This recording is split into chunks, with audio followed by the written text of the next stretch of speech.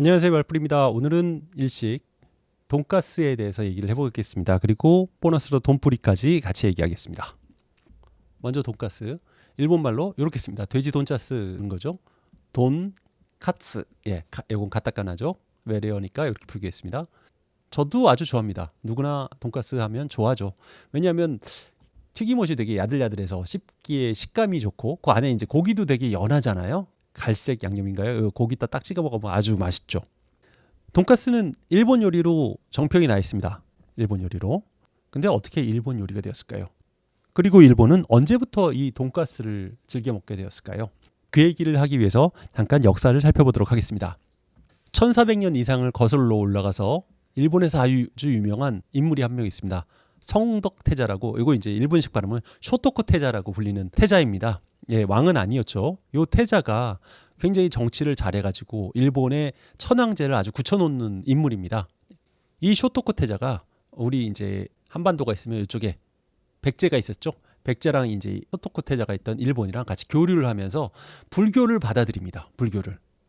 그래서 뭐 호류사라고, 법륜사라고, 호류지 금당벽화라고 유명한 벽화 들어봤을 겁니다. 우리나라에 뭐 누가 가서 그려줬느니 뭐 이런 얘기가 있는 바로 그 벽화가 여기 요겁니다.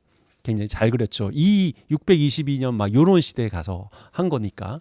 이 벽화가 이렇게 있는 거는 뭐냐면 불교가 드디어 일본에 아주 크게 전파됐다는 겁니다. 네, 쇼토쿠 태자는 불교를 나라의 국교로화합니다. 그러면서 천황의 이제 세력도 아주 공고히 하죠. 이후 이제 천황들이 나타나는데 그 중에 나타났던 천황이 텐무 텐노였습니다.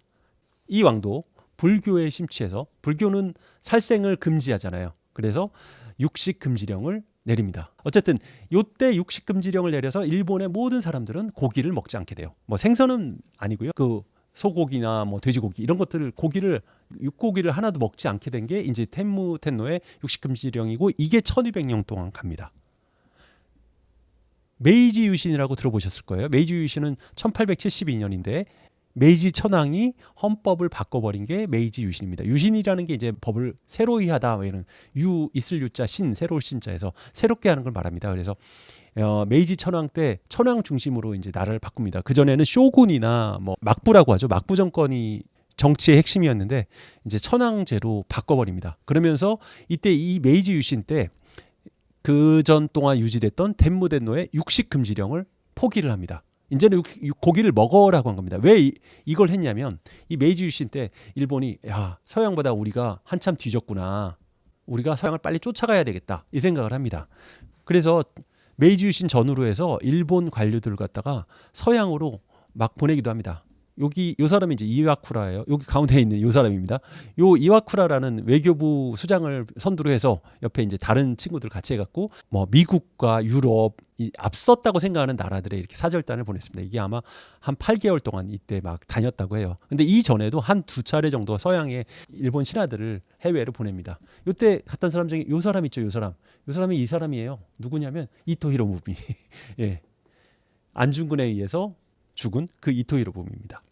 어쨌든 이렇게 일본은 그 서양을 방문하면서 이들이 굉장히 방대한 노트를 써와요. 그 노트 안에 뭐가 있었냐면 우리 일본 사람들은 왜 이렇게 작지? 서양 사람들은 왜 이렇게 크지? 그 이유는 고기를 안 먹어서다. 우리는 서양 사람들은 고기를 먹으니까 큰 거다. 이런 이제 분석이 있어요.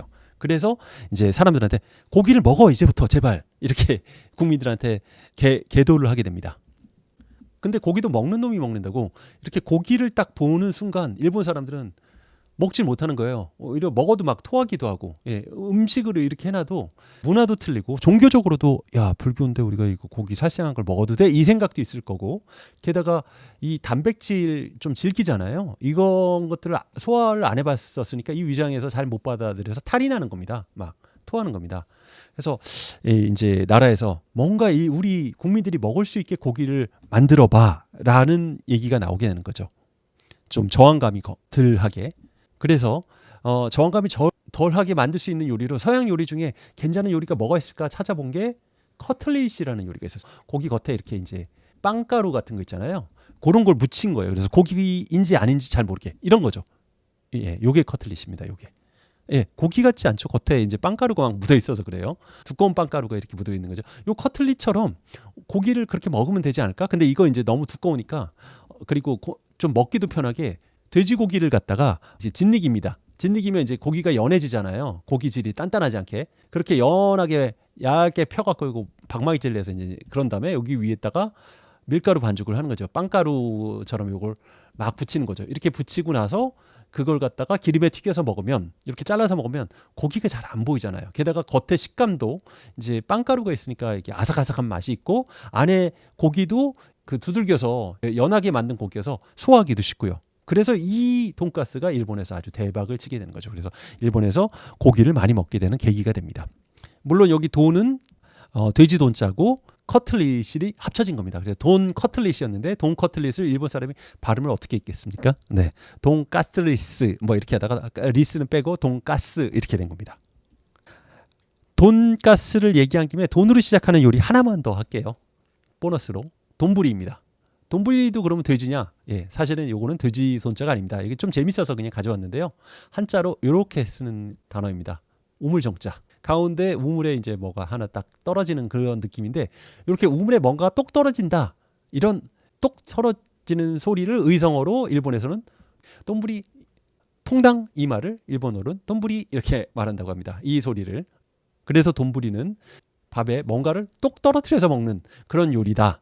덮밥 요리를 갖다가 돈부리라고 하게 된 겁니다. 요 밥 위에 지금 보면 쌀이 있는데 그 위에다가 뭐 돈가스를 넣는다든지 아니면 또 뭐 계란을 넣는다든지 뭐 이렇게 갖고 위에 떨어뜨려서 우물에 뭘 떨어뜨리듯이 이렇게 떨어뜨려서 먹는 요리를 갖다가 덮밥 요리를 갖다 돈부리를 하는 겁니다.